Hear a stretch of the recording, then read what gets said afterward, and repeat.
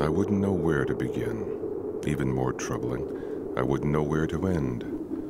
I suppose we can start with today. There is no other day like today. There are days that may resemble today, but the next 24 hours will appear to be unique and finite. The universe, vast beyond human comprehension, theoretically infinite in its scale, matter, and chance. Without bounds, any and every occurrence will repeat itself an infinite amount of times. A cosmic quilted pattern in which anything that could happen will happen. Today we will focus on our subject X, Vincent. Of course, his name does not make a difference. A tremendously arbitrary person in relation to an infinite universe. Just as arbitrary as the day itself, I suppose. His job as a photocopy technician has left him with an ambiguous desire for something more. He tried to legally change his name to Crouton, but couldn't be bothered with the paperwork and fees.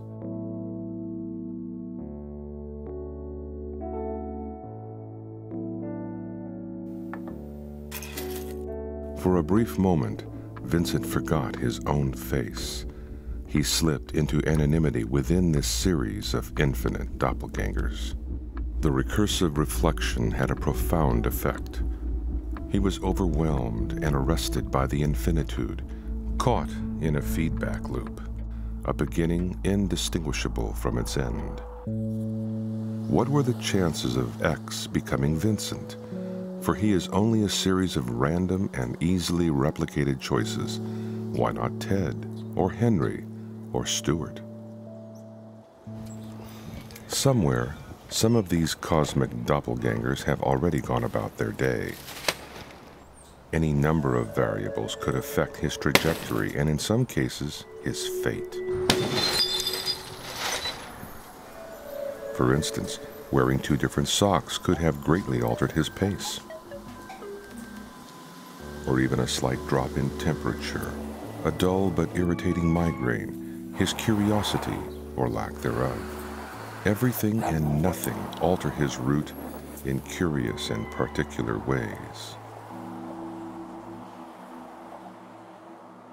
This is subject Y, another variable that will change the outcome of subject X's day.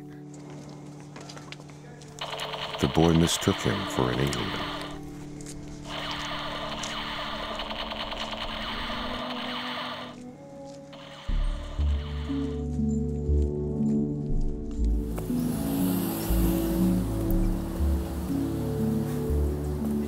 For several serendipitous blocks, he traced her footsteps. In this instance, their routes seemed momentarily to align. He did not believe he was following her. She just happened to be ahead. Sometimes by only 3 steps, 5 steps, 7 steps. And other times their encounter would be impossible. Here, X hasn't even left his apartment. He waits to talk to the landlord about a mysterious blue splotch on the wall. He wrote love letters in his mind and never mailed them. He made up her life story, whether she liked pretzels, what kind of conditioner she used, are her socks matching, is she smiling, perhaps she is in tears, her name, Beatrice, Jacqueline, Maggie.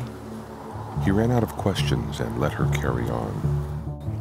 As fate would require, a glove fell from her pocket. Again, the day would fracture with possibilities. He was sparked by the opportunity and rushed to return the item. He picked up the glove, but did nothing. He was stopped by an acquaintance whom he didn't wish to speak with.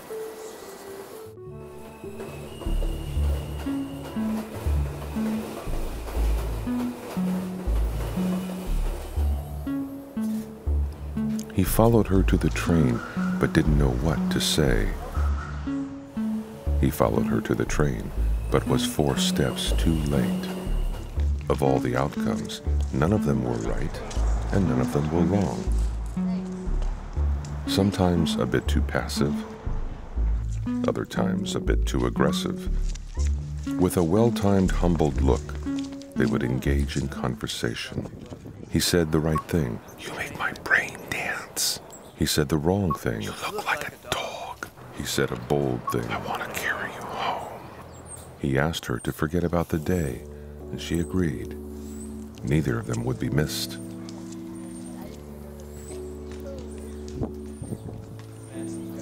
The boy mistook them for aliens.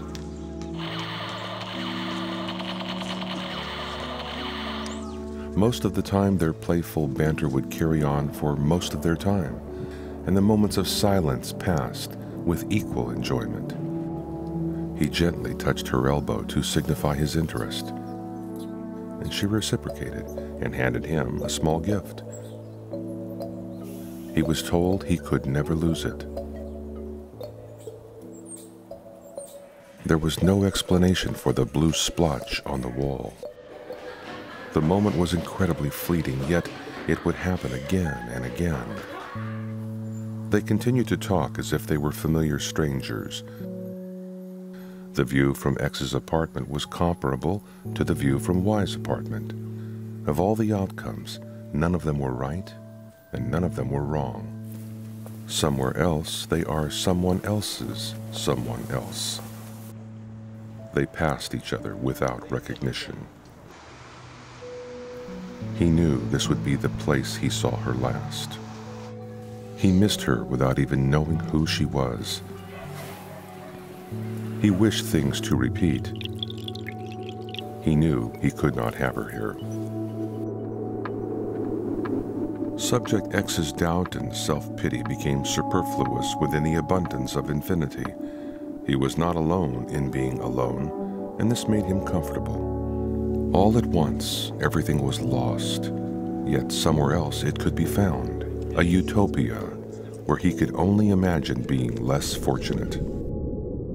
For every great imperfection the universe contained, it made up for it all with its subtle perfections. Without resistance, the day has come to a close, and as one day ends, another begins. Just as one moment disappears, it will spawn again someplace else, and so on and so forth. I wouldn't know where to end. Even more troubling, I wouldn't know where to begin.